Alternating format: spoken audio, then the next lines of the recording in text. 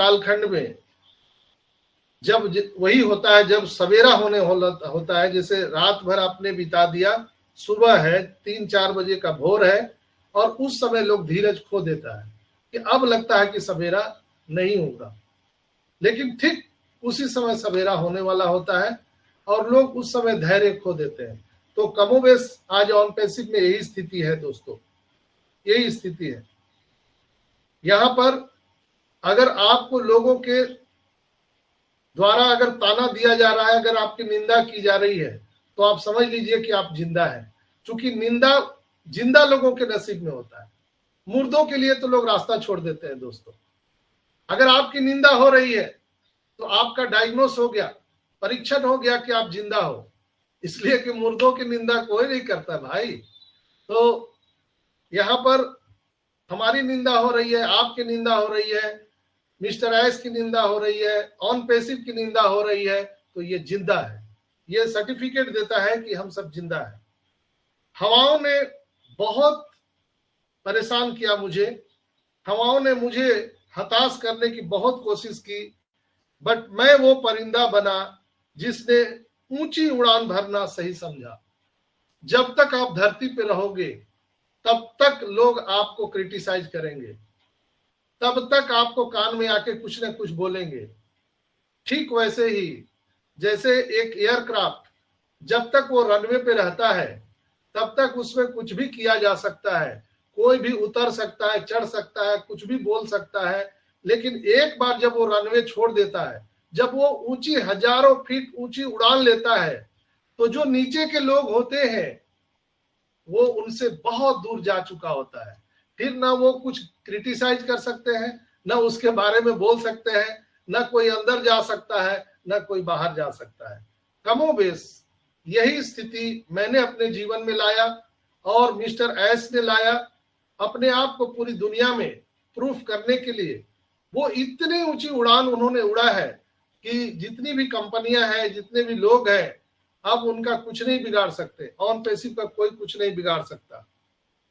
इसलिए मैं कहा कि हवाओं ने मुझे हताश करने की बहुत कोशिश की, बट मैं वो परिंदा बना जिसने ऊंची उड़ान भरना सही समझा। आपको ऊंचा उड़ना ही पड़ेगा, आपको हल्का होना पड़ेगा, लोग आपको ताना देंगे, लोग आपको गालियां देंगे, लेकिन आपको विचलित नहीं होना है, आपको आगे बढ़ना है। एक प्रसंग है महाभारत में, आप सबको पता है कि जब दुर्योधन द्रौपदी के रंग महल में जाता है तो वहां कुछ इस तरह का दृश्य होता है कि जैसे मृग तृष्णा जो होता है, आप गर्मी में रेगिस्तान में जाएंगे तो दूर आपको पानी नजर आएगा, लेकिन वहां जाने पर कुछ नजर नहीं आता है। तो कमोबेश उस तरह की वहां कलाकृति थी रंग महल में, जहां पर दुर्योधन जाता है तो उसको भ्रम हो जाता है कि यहाँ पर पानी है और वो लड़खड़ा जाता है। ऊपर बैठी द्रौपदी जोर से हंसती है और बोलती है, अंधा का बेटा अंधा ही होता है। एक शब्द द्रौपदी का और इतना बड़ा महाभारत हो गया। लेकिन मैं दोष द्रौपदी को भी नहीं देता हूं, मैं यहां पर दोष किसी को नहीं देता हूं। मैं दुर्योधन को उसके जो क्रिएटर है, जो उसका अपने अंदर का मानवता है, मैं उस पर बात करना चाहता हूं। जो रोल है दुर्योधन का, अगर दुर्योधन उसको इनिशिएटिव नहीं लेता तो क्या इतना बड़ा महाभारत होता? थोड़ा वो रुक जाता। जैसे हाथी चलता है, कुत्ते भौंकते हैं, वो पीछे मुड़ के नहीं देखता है, उसको पता है कि कुत्ता मेरा कुछ नहीं बिगाड़ेगा, लेकिन कुत्ते भौंकते हैं। उसी तरह से अंधा का बेटा अंधा ही जैसे ही कहा और उसने बांह चढ़ा लिया तो समझ लीजिए कि आप अंधे हो। अगर कुछ आपके बारे में कोई गलत कह रहा है और आपने अपना बांह चढ़ा लिया लड़ने के लिए, भिड़ने के लिए आप तैयार हो गए, यानी आपने प्रूफ कर दिया कि आप वही हो। उसने इसी बात से, एक शब्द से 100 भाइयों को वो मरवा दिया।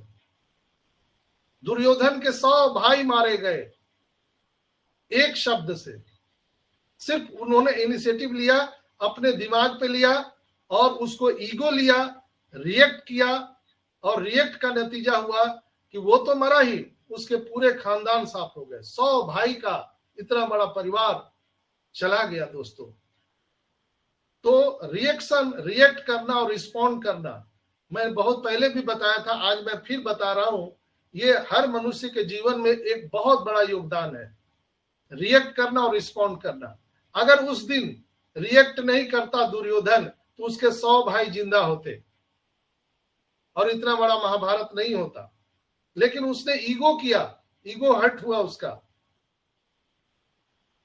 जबकि ऐसी बात वहां पर नहीं थी। उसे भ्रम हुआ कि पानी है यहां पर, और वो लड़खड़ा गया। और वहां पर द्रौपदी ने गलत वर्ड का प्रयोग किया कि अंधा का बेटा अंधा होता है। उनको ऐसा नहीं कहना चाहिए था और उनको उस पर रिएक्शन नहीं लेना चाहिए था।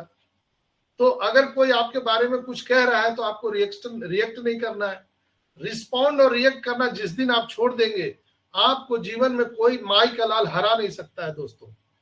आप किसी भी लाइफ में चले जाइए, आप पति पत्नी रहते हैं, आप पति पत्नी के लाइफ को, मैंने भी आज 32-33 साल अपने वैवाहिक जीवन को व्यतीत किया हूं। 33 साल हो चुके हैं शादी हुए। तो मैंने ये चीज महसूस किया कि अगर वाइफ आपके साथ कुछ बोल रही है तो आप आगे बढ़ जाइए, रिएक्ट मत कीजिए, रिस्पॉन्ड मत दीजिए, झगड़ा होगा ही नहीं। अगर कोई महिला है, उनके पति कुछ बोल रहे हैं तो आप रिएक्शन छोड़ दीजिए, रिएक्ट मत कीजिए, उस समय मत कीजिए, बाद में उसका जवाब दीजिए, झगड़ा खत्म। लेकिन क्या होता है, उसी समय रिएक्ट शुरू हो जाता है। उसका मैं उदाहरण आपको देता हूं।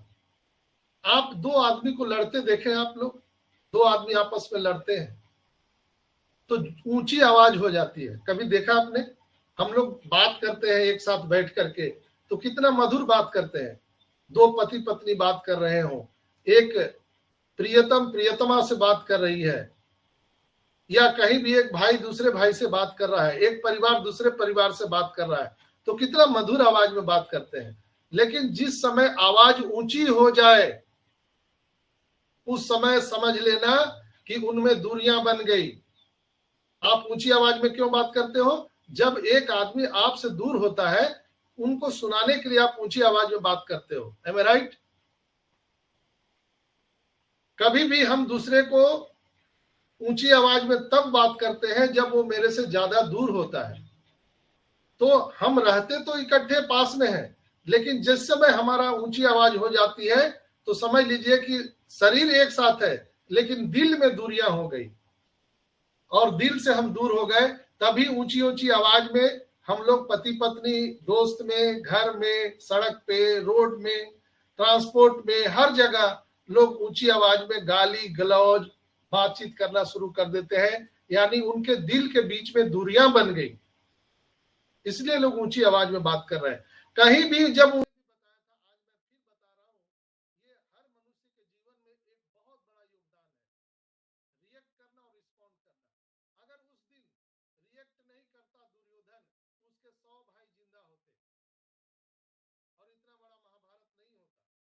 लेकिन उसने ईगो किया, ईगो हर्ट हुआ उसका, जबकि ऐसी बात वहां पर नहीं थी। उसे भ्रम हुआ कि पानी है यहां पर, और वो लड़खड़ा गया। और वहां पर द्रौपदी ने गलत वर्ड का प्रयोग किया कि अंधा का बेटा अंधा होता है। उनको ऐसा नहीं कहना चाहिए था और उनको उस पर रिएक्शन नहीं लेना चाहिए था। तो अगर कोई आपके बारे में कुछ कह रहा है तो आपको रिएक्ट नहीं करना है। रिस्पॉन्ड और रिएक्ट करना जिस दिन आप छोड़ देंगे, आपको जीवन में कोई माई का लाल हरा नहीं सकता है दोस्तों। आप किसी भी लाइफ में चले जाइए, आप पति पत्नी रहते हैं, आप पति पत्नी के लाइफ को, मैंने भी आज 32-33 साल अपने वैवाहिक जीवन को व्यतीत किया हूं। 33 साल हो चुके हैं शादी हुए। तो मैंने ये चीज महसूस किया कि अगर वाइफ आपके साथ कुछ बोल रही है तो आप आगे बढ़ जाइए, रिएक्ट मत कीजिए, रिस्पॉन्ड मत दीजिए, झगड़ा होगा ही नहीं। अगर कोई महिला है, उनके पति कुछ बोल रहे हैं तो आप रिएक्शन छोड़ दीजिए, रिएक्ट मत कीजिए, उस समय मत कीजिए, बाद में उसका जवाब दीजिए, झगड़ा खत्म। लेकिन क्या होता है, उसी समय रिएक्ट शुरू हो जाता है। उसका मैं उदाहरण आपको देता हूं। में लड़ते हैं तो ऊंची आवाज हो जाती है। कभी देखा आपने, हम लोग बात करते हैं एक साथ बैठ करके तो कितना मधुर बात करते हैं। दो पति पत्नी बात कर रहे हो, एक प्रियतम प्रियतमा से बात कर रही है, या कहीं भी एक भाई दूसरे भाई से बात कर रहा है, एक परिवार दूसरे परिवार से बात कर रहा है, तो कितना मधुर आवाज में बात करते हैं।